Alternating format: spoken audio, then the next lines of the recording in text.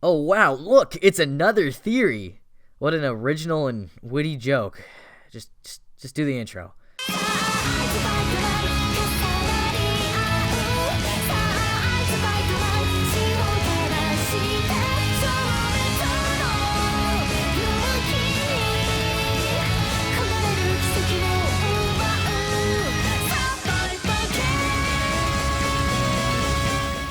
Welcome back, folks. How are you doing? Hopefully that answer was positive. But anyways, today we're delving back into another theory. Specifically the one I had originally planned before the new theory I made earlier derailed this one. So what exactly are we discussing today then?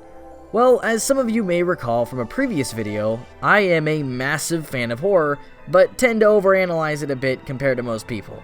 I made an entire video on Higarashi's approach to horror, and how everything it did was meticulously crafted to get you squirming in your chair. And today, I decided to take a look at the ever so divisive Another, which has both fans and haters alike. So I think the question here is, why exactly is Another so divisive? I mean, if it was just bad overall, then it would have very few defenders. Likewise, I don't think it's necessarily the type of horror it goes for by the end that causes this either. Sure, I and many others aren't fans of the jump scare gore fests, but there certainly is a massive audience for those kind of horror films. So today we're diving in deep into Another to explain just what the heck is going on here. Everyone strap in and grab some snacks or something, because it's time to dig right in. So, interestingly enough, early on Another has a lot of brilliant touches that make at least the first 4 episodes really unnerving. We are pushed right in with a protagonist who has absolutely no clue what exactly is going on here, giving the viewers a vessel in which to slowly unravel the mystery of the town without it feeling too odd. Say what you will about Sakakibara, but at bare minimum, it's usually best to have the main character be completely ignorant to the circumstances surrounding him. The neat thing as well is that unlike Higurashi, which has a very different setting than most viewers would be home to, the setting in Another itself seems fairly normal at the onset and only deviates from normality in small doses. Things like the characters acting fairly normal most of the time, then getting eerie out of nowhere only to not address it later. This gives the feeling that there's something more going on beneath the surface, despite how normal things may seem a lot of the time. The show builds an oppressive atmosphere from the beginning with a brilliant combination of danker visuals and some brilliant audio work. The show looks oppressive no matter where the main character goes. Doesn't matter if it's a perfectly sunny day or not, the design of the town looks bleak. The lighting especially gives the entire show this ominous atmosphere, as the shadowy look of most of the show feels like it's often hiding something just out of sight. The audio work, likewise, is brilliant. I'm not talking purely about the music either, which works well on its own, but the way the show plays with sound to get you on edge as well. The background sound will often build up and jump around with very little rhyme or reason. The sound doesn't just jump up in volume if there's a jump scare like most horror experiences.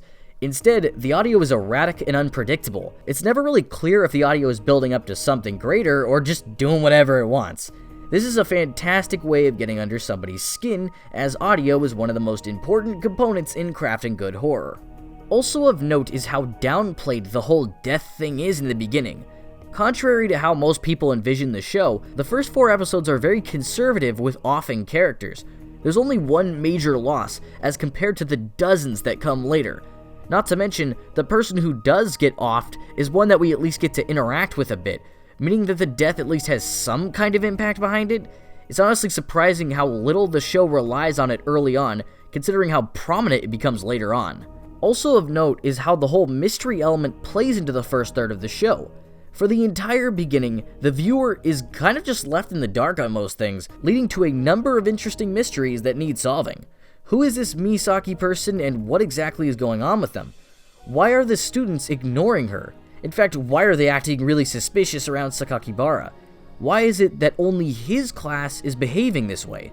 All of these mysteries are not only really interesting driving forces early on, but make the entire town seem untrustworthy. Building distrust in the viewer is smart in this case, as you want it to seem like at any moment anything can go wrong and it could be any one of these people. But wait, isn't this weird? I mean, I just said it was divisive and that there was this reason why so many people ended up disliking it. All I've been doing is praising it so far, so what's the deal here? Well, you see, This is actually vital information. While sure the first third is pretty well made, it's actually the thing that kills the show. Don't worry, all will become clear as we continue on. After the first third, the show takes quite an odd turn. All of those brilliant mysteries that drove the first third and built a really uncomfortable atmosphere are just answered for some reason. Instead of waiting longer or, maybe having the main character figure it out on their own, the show just decides instead to just outright reveal every secret before the momentum can really get going. I'm serious. Everything from the issues with Misaki to the weird behavior of the students is just kind of dumped on the viewer without much tact. Now the untrustworthy atmosphere is gone in regards to the other characters, and the show's most interesting character in Misaki goes from an ominous figure to a quiet, creepy girl who lives in a doll shop. The only mystery left is one that's brought up at this point in the show, that being the question of who the dead person is. This mystery, however, doesn't really work that well. Not only is it the least interesting mystery the show has provided thus far, but it lacks the ability to really try and piece it together. A good mystery is one that leaves small clues here and there for the viewer, but still manages to guard the overall answer because of how cleverly the clues are distributed. In this case though, the mystery doesn't really have any hints at all. It'd be more feasible to actually guess the answer than to try and sleuth it out, as the answer to the mystery ends up being pretty dumb all things considered. So now the show has lost its real driving force, and it's almost like the show just kinda loses itself for a bit.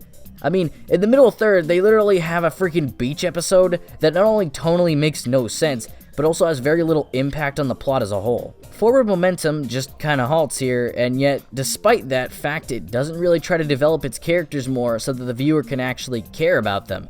The show just kinda stops for a while. Also, while its visuals remain the same brilliant audio work kinda just vanishes from here on out. And so, for about 4 episodes, another pretty much just drops being a horror, and instead just decides to wait it out. And I mean, sure, Higurashi has circumstances where the horror focus goes away, but there's actual reasoning behind it there, whereas here, it just kinda has no purpose. It's a waste of time. But this on its own wouldn't kill the show. If the show ended strong like the first half, then it's possible that things could have turned out alright. Unfortunately, the show makes a massive mistake that pretty much doomed the show to divisiveness. The last third, realizing that it needs to keep viewers invested in some way, decides to take a complete 180 in terms of its approach to horror. Gone are the intriguing mysteries, the unnerving atmosphere, the brilliantly creepy audio jumping, and the untrustworthy feeling that the town gives off. In its place, another falls victim to the same problem a lot of horror experiences fall to. It begins to rely far too heavily on deaths and gore to keep people invested without a real way to make it work. Characters begin dying left and right, sometimes multiple per episode. Instead of picking characters that have actual screen time, potentially making the viewer care at least a little bit, the show just kinda kills whoever. This character had like 1 line of dialogue in the whole show, huh? Well, off 'em. That'll get the people interested, right? This means that deaths not only lose all meaning they could have had, but also they lose any impact at all due to how many times it happens. In fact, I've often heard the later deaths described as funny by some, and I can see why, as the sheer ridiculousness of some of these go beyond what someone could reasonably expect to be normal. All of this is capped off with an anticlimactic solution to the whole dead person mystery, and an ending that is pretty unsatisfying for a number of reasons. But the problem with this show isn't the last third either. The real reason why another is so divisive, why so many people come away dissatisfied with the show, is that instead of committing to one of these 3 sections, the show's thirds differ far too wildly, meaning that no matter what kind of horror you're looking for, you'll likely come away slightly unhappy with the whole situation. Sure, the beginning has some brilliant use of audio and atmosphere to make a much more psychological horror potentially, but the show refuses to follow through with that, pretty much ending any significant atmosphere building by episode 4. Likewise, people coming for an outright gore fest are likely going to be disappointed with the first half of the show, which is fairly slow and has very few of those extreme moments. Instead of just doing one single type of horror well, it tries to do too many things and ends up doing none of them well. That's why I think Another is such a divisive anime. It's an unfocused mess that just kinda jumps around from idea to idea because it has no clear goal in mind. Instead of doing one type of horror really well, like the first really well thought out horror or the gore fest horror, it just kinda does whatever it wants, whenever it wants. I think the reason why people do like it, however, is because some people can see past this and aren't as bothered by these things at all. Not everybody thinks that a horror needs to be one way or another, and some people might still be able to find enjoyment out of this, even if they want one type of horror or another. It's a really bizarre situation, but regardless, this makes another one of the most interesting horror experiences because unlike a lot of them, it's not either amazing or bad, it's just kind of in the middle. And hey, if you enjoyed this video, why not leave a like? And hey, why don't you check out my second channel where I'm doing a Metroid marathon. I just uploaded my first video on Metroid 1 on the NES, and I've got Metroid 2 coming tomorrow. So look forward to that, and I'll see you guys in the next video.